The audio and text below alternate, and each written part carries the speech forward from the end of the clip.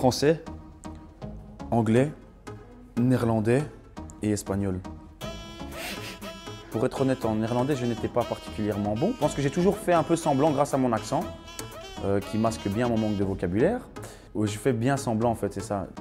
Dankjewel, dankjewel. You are still number one! Dankjewel, echt bedankt, veel bedankt. U spreekt Nederlands. Ik probeer, zeg alleen voilà, des petites phrases.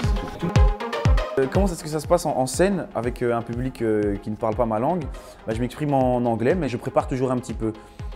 J'ai jamais un texte bien précis, mais j'essaie d'avoir le vocabulaire pour ne pas me planter.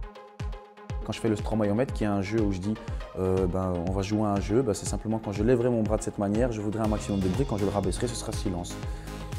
Dans un anglais stromaesque, ça fait When I put my finger like this in the air, I want you make some noise and you put your hands in the air. Alors les gens ils font ça me laisse le temps de préparer ma phrase suivante.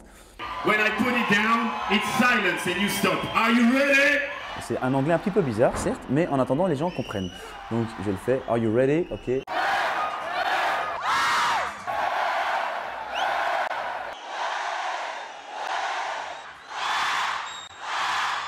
Écoute, j'ai fait un gros effort déjà, je dis Te quiero dans ma chanson.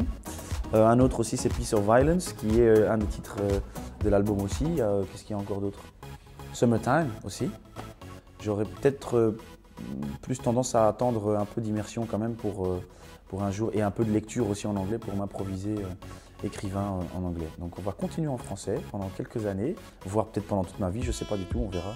Mais si un jour j'ai l'envie, et si ça ressemble à quelque chose surtout, ouais, pourquoi pas en anglais, ou en néerlandais, ou en espagnol, pourquoi pas.